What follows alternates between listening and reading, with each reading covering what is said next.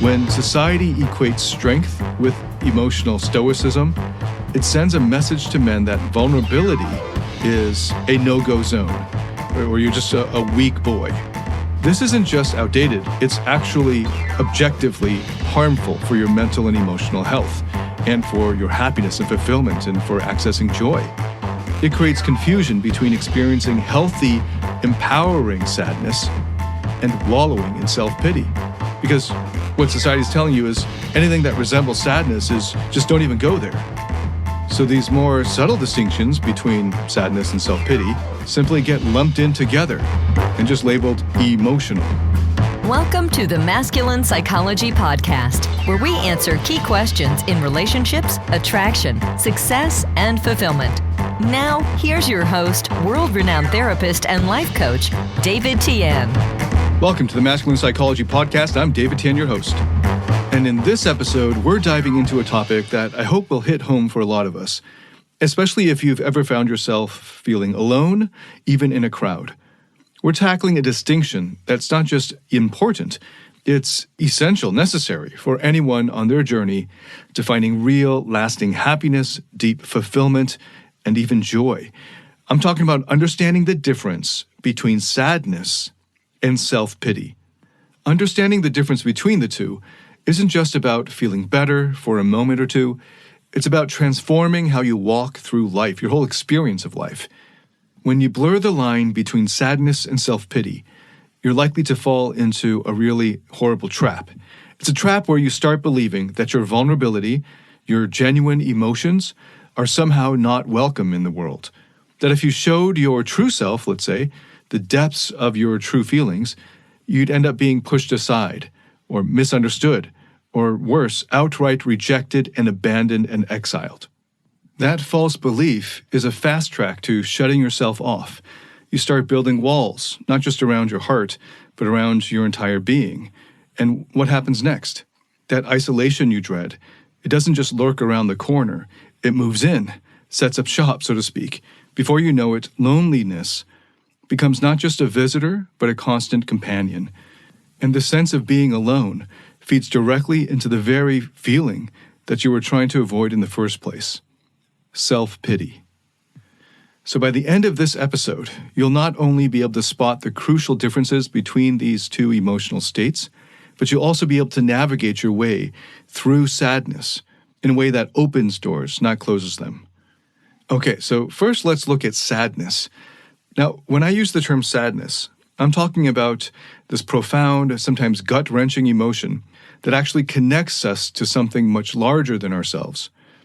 Susan Cain, the best-selling author of the book Quiet, wrote another book relatively recently called Bittersweet. And in that book, she hit the nail on the head when she talked about these experiences as doorways to our higher selves. These are experiences of how I'm using the term sadness. Think about the last time you lost someone close to you, or even when you heard about someone else's loss. That deep, aching sadness wasn't just some negative space in your heart. It was a testament to the love and connection that you felt for that person, or that you can imagine that other one feeling for the person that they lost. In essence, love and sadness are two sides of the same coin. They come together because where there is deep love, there's also the risk of profound loss. Whether it's because of an accident, natural causes, or any unforeseen tragedy, sadness is our heart's response to loss, a sign that we have loved deeply and truly. Now let's look at the other side of the spectrum, and you find self-pity. And this is where things get murky. Self-pity isn't about connecting to anything outside of ourselves or honoring a loved one. It's the woe is me attitude that traps us in our own headspace of victimhood.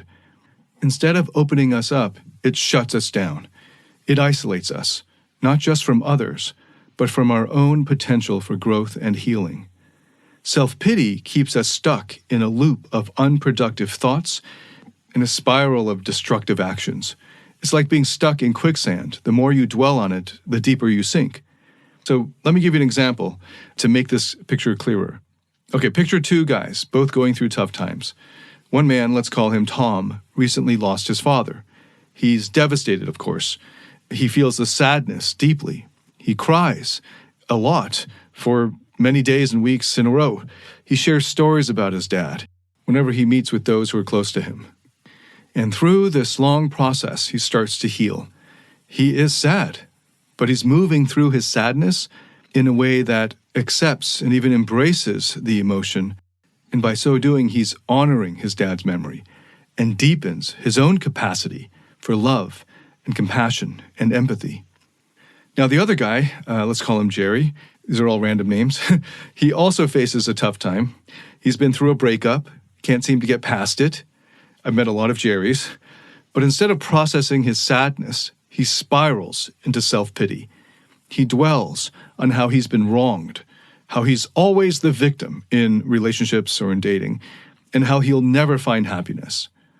Jerry ends up stuck, not because of the breakup itself, but because he's wallowing in the emotion of self-pity, rather than facing his sadness, and then thereby growing from it. Can you understand the difference? Tom's accepting and embracing his sadness, using it as a bridge to understanding and growth. Jerry, on the other hand, is drowning in self-pity, letting it isolate him from potential growth and deeper connections. So it's crucial to recognize these emotional states for what they are. Sadness, especially the kind that ties back to our capacity to love and empathize, sadness is not just normal, it's healthy. It's a sign of our humanity, our ability to connect deeply with others, to love, and it's a pathway, a gateway to healing. Self-pity, however, ends up being a dead end, spiraling deeper and lower and lower. It's an emotional state that feeds in on itself, leading us away from growth, connection, and ultimately from our happiness. Okay, now let's go one level deeper and notice how cultural expectations around masculinity come into play in all this. It's no secret that from a young age, guys are bombarded with messages about what it means to be quote-unquote strong. And too often that strength is tied to keeping a stiff upper lip, to not showing quote-unquote weakness, which in many cultures includes even showing emotions, but especially the emotion of sadness. And this is where things get all tangled up. When society equates strength with emotional stoicism, it sends a message to men that vulnerability is a no-go zone, or you're just a weak boy. This isn't just outdated, it's actually objectively harmful for your mental and emotional health, and for your happiness and fulfillment, and for accessing joy. It creates confusion between experiencing healthy, empowering sadness and wallowing in self-pity. Because what society is telling you is anything that resembles sadness is just don't even go there. So these more subtle distinctions between sadness and self-pity simply get lumped in together and just labeled emotional. So no wonder it's so easy for young men to confuse sadness and self-pity.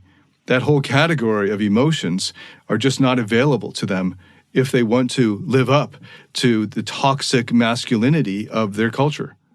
Now, as you become more experienced in life, hopefully you'll have cared enough about things that you'll have experienced sad things. And when those feelings of sadness, which are healthy and understandable, inevitably come up, as they do because we're human and not robots, these feelings of sadness can come out sideways as self-pity or even toxic shame. Because not only do you feel like you shouldn't be feeling sad, but then you feel shame and sadness that you feel sad. You feel sad that you're sad. And even that secondary sadness is not available. You're not supposed to be feeling that. And so you shove all of this cycle of emotions down, trying to get it down beneath the level of consciousness. So no wonder most men aren't good with these types of emotions. Okay, let's look at a case study that hopefully will bring this to life. Imagine Alex, a guy who's always been told to toughen up and not show any emotions, except maybe anger, that's okay. When he goes through a rough patch, say a job loss, he feels naturally sad, of course. But instead of acknowledging that sadness and then working through it and sitting with it, he tries to simply push it aside, to ignore it, to exile it, to quote-unquote stay strong. But those feelings don't just disappear. They get suppressed and then eventually repressed. They simmer under the surface, morphing into self-pity because he feels he shouldn't be in this position in the first place. And because he's been conditioned to view his sadness as a form of weakness, he also feels a sense of shame about his situation. So it's a 1-2 punch that keeps him stuck in a cycle of negative emotions. So this example, of course, isn't unique. We see this all the time. It's a story that plays out in countless ways for men across the globe, thanks to these sort of toxic cultural scripts about what masculinity is supposed to be and how masculine emotional expression is supposed to be. The reality is, feeling sad, of course, doesn't make you weak. It makes you human. And the courage and willingness to experience the sadness makes you stronger. And showing that sadness, processing it openly without shame or without fear, is of course a form of courage and strength. It requires bravery to face your emotions head on, to be vulnerable in a culture that often tells men they shouldn't be. Now, it's really important to distinguish between sadness and self-pity when it comes to vulnerability. And I've devoted an entire other podcast episode to how, because many men can't distinguish or don't distinguish between self-pity and sadness, when they think of vulnerability, what they're thinking of is displaying and expressing their self-pity. And then when they expose their self-pity to a woman on a date, and she is understandably turned off by it because he's not meeting his own needs himself, and in a bid to get her to meet his needs, he's exposing his self-pity and hoping she will take compassion upon him and meet his needs for reassurance and security and encouragement and significance and worthiness. In other words, to mother him. I explain how this is weaponizing vulnerability to manipulate others. Because in fact, vulnerability in the way that this guy understands it isn't actually sadness, it's self-pity. I just looked this up. This is episode 71. So if that's something you want to go deeper into, I highly recommend my own podcast, episode 71, which we have currently entitled Why Voicing Your Insecurities is a Form of Emotional Manipulation. Okay, so breaking free from these toxic cultural norms isn't easy, but it's necessary for your own happiness. It's about redefining strength to include the capacity for sadness, for deep emotional expression. It's about recognizing that processing sadness constructively is a primary pathway to growth, not some detour into weakness. And most importantly, it's about understanding that pushing away sadness doesn't make it disappear. It just dresses it up as self-pity or morphs or distorts into self-pity or toxic shame, which doesn't serve anyone. So to the men listening, remember, allowing yourself to feel and express sadness isn't just okay. It's a sign of true strength and courage. It's about embracing the full spectrum of human emotions, even self-pity. The thing to do with self-pity is not to shove it away or ignore it or exile it. It's to acknowledge it, accept that it's there, and then grow from there. Now, before we get into how to move out of self-pity, let me just first spend a little time impressing upon you how important the psychological and physiological impacts of sadness versus self-pity are. Understanding this can change how we handle our emotions in profound ways. So it's important to fully comprehend the consequences of each. Now, when I'm talking about embracing sadness, I'm not just like waxing poetic or something. There's solid science backing the idea that navigating through sadness can lead to significant psychological growth, heightened empathy, and deeper connections with others and with ourselves.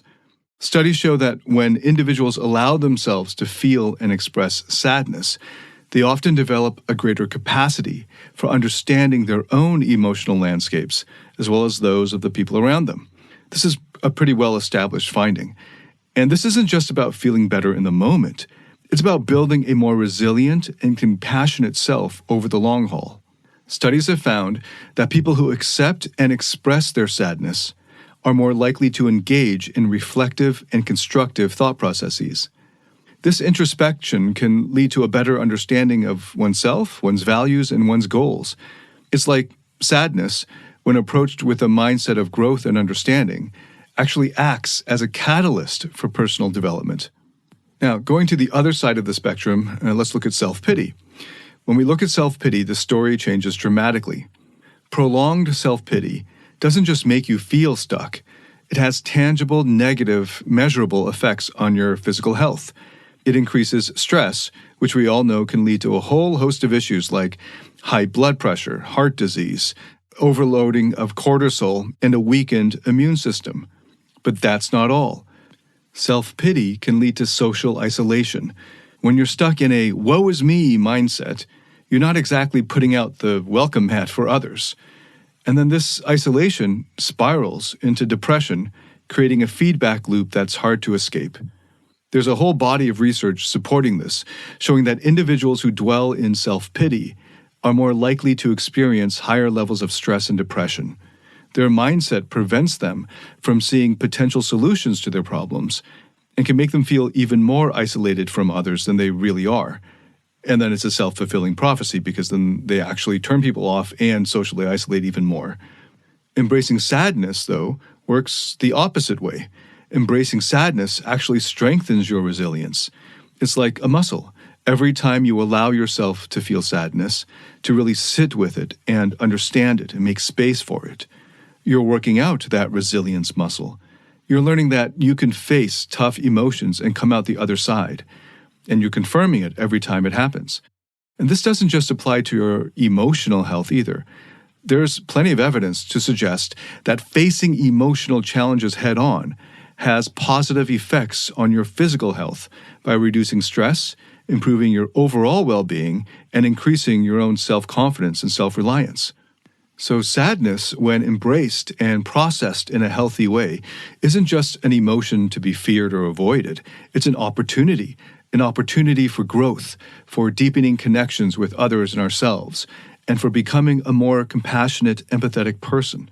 And self-pity, while a natural response to certain situations, can become a trap if we wallow in it. It can isolate us, increase our stress levels, and spiral down into depression. No matter their physical strength, for many men, emotions are too much for them to handle. It's why they can't give women the deeper levels of emotional intimacy and connection that they crave. It's why they fail to be the man that modern women desire most. A man with inner strength. A man who has mastered his emotions. Find out how to master your emotions through David Tian's Emotional Mastery Program.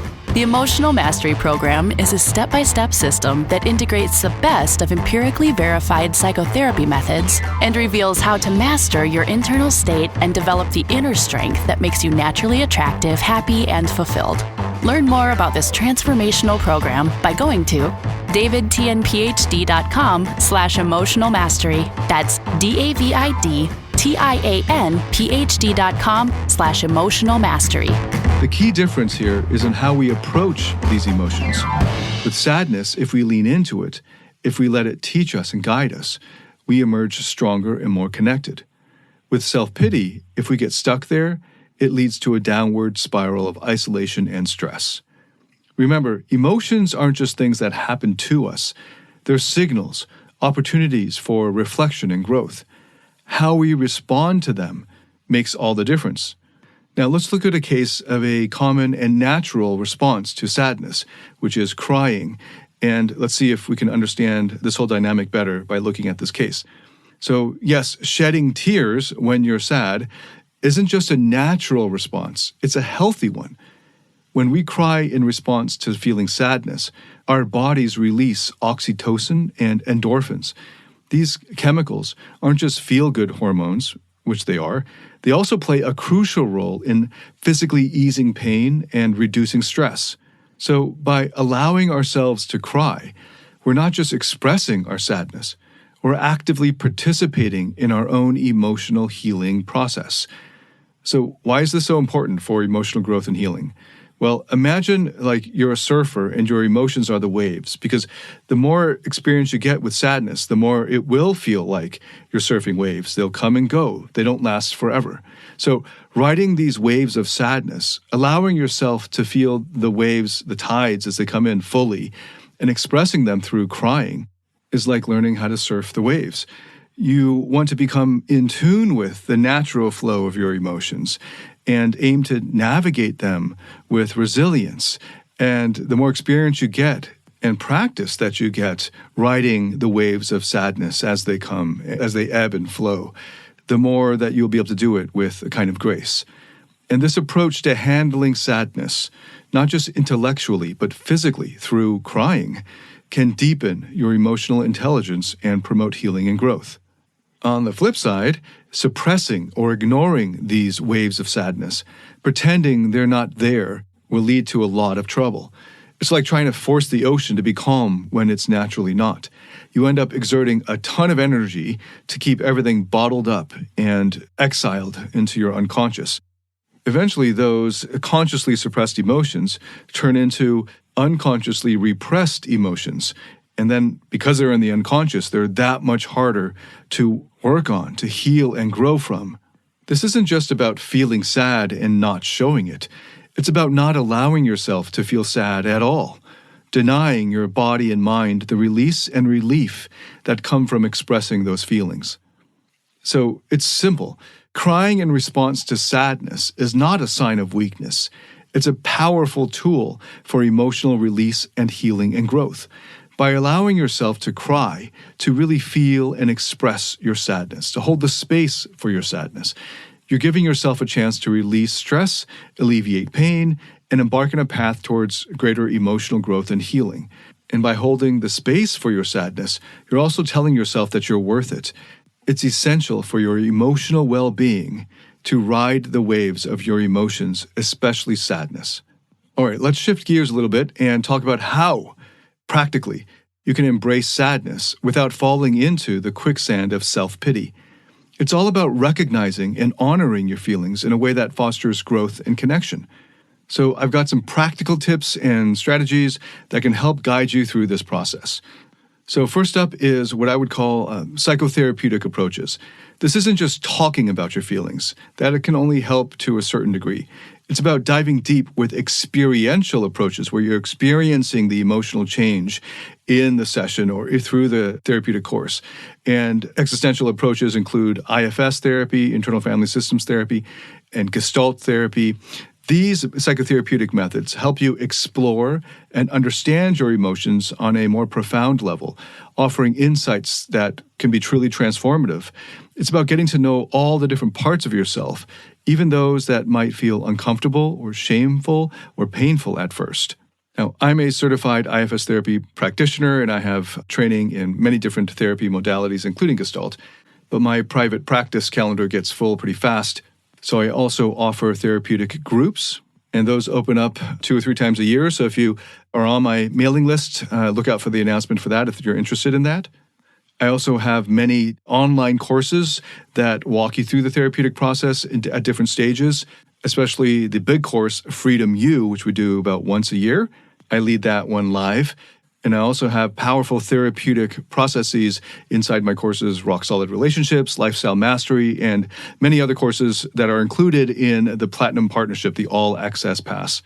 If any of these options interest you, you can find them on my website, davidtmphd.com, and then go to the top navigation, and I have there the therapy and the coaching and the online courses. Obviously, I'm biased, but I kind of can't help being biased here. Okay, so let's just move on to the next tip I would share is mindfulness meditation and mindfulness practices. By this, I don't mean new age fluff. It's about being present with your emotions, observing them without judgment. It's about giving yourself space to feel sadness without letting it define you. Mindfulness can help you notice when you're slipping into self-pity and then give you the tools to gently guide you back to a place of compassion and self-awareness. I have created a multi-year program called Emotional Mastery that does exactly this on mindfulness meditation and mindfulness practices, as well as a whole host of other powerful therapeutic tools that will help with going through the therapeutic process and just finding happiness and fulfillment overall in life, especially with your interpersonal relationships with other people. Okay, journaling is another powerful tool. It can help you differentiate between feelings of sadness and self-pity, and the power therapeutically of journaling has been well proven. Writing down your thoughts and emotions can provide clarity and insights that are hard to achieve any other way. And it's a safe space to explore your inner world, to understand the nuances of your feelings, and to get in touch with the dialogue that's already naturally happening between the different parts of you inside. Now, here's one that may be unusual, method acting. So I highly recommend method acting coaching or classes.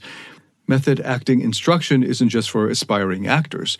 It's a space where you're encouraged to explore and express a range of emotions, including sadness. It's about getting comfortable with your feelings and giving yourself permission to fully experience and express them. So look for those method acting courses or coaching that have an openly therapeutic element to them. Just a quick check on Google found quite a few, so it shouldn't be that hard because there is quite a bit of overlap between getting good at method acting and getting in touch with your feelings and with your body and the different parts of you. Another area I'd recommend looking into is community. Community is crucial. Joining a group of like-minded people, engaging in activities that foster connection and empathy can make all the difference. By this, I mean finding a tribe or community, a space where you can be authentic and feel supported, where you can share your journey with others who understand. I formed these therapeutic groups and other coaching groups partly for this very reason. Now, if you're dating, pay attention to emotional maturity in your partners. Actively look for, screen for people who are self-aware and invested in their psychological growth. This can create a foundation of understanding and empathy that's essential for a healthy relationship. For those who are already in relationships, consider couples counseling or therapy.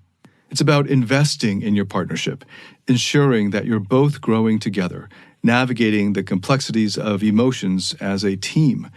Now, each of these strategies offers a pathway to embrace sadness in a healthy, constructive way, steering clear of self-pity. It's about building a toolkit that supports your emotional well-being, fostering resilience, and deepening connections with yourself and others. And remember, it's not just about avoiding self-pity. We're not trying to exile self-pity. We want to acknowledge when it's there, understand and empathize with a part of you that's feeling self-pity. But unlike sadness, self-pity doesn't result in these feel-good hormones and emotions afterwards. And it's definitely not pleasant in the moment. And it's not an empowering or resourceful state. So the part or parts of you feeling self-pity are actually in pain. And the first thing is to notice that they're in the state of self-pity and not sadness, because that's the first step to helping them out of the quicksand of self-pity. Okay, so let's bring this home with a real-life example, real-life case study to illustrate everything we've been talking about. Okay, so take the story of Marcus. Marcus came to me feeling stuck in a cycle of self-pity after a tough breakup. He thought that showing his sadness would make him weak, so he tried to toughen up and push those feelings away. But here's the thing. Those emotions actually didn't disappear. They just went underground as he tried to exile them, turning into a constant background hum of self-pity that he couldn't shake off. So we began working together, exploring mindfulness practices through my emotional mastery program and diving into experiential therapy sessions. Marcus learned to sit with his sadness, to make space for it, to really feel it without judgment. He started journaling, pouring his thoughts and feelings onto the page, distinguishing between the hurt from the breakup and the self-pity that followed. Over time, Marcus began to see his sadness not as a sign of weakness, but as a part of his humanity and a step towards healing and growth. Then he took a leap and joined one of my therapeutic groups, focusing on emotional growth.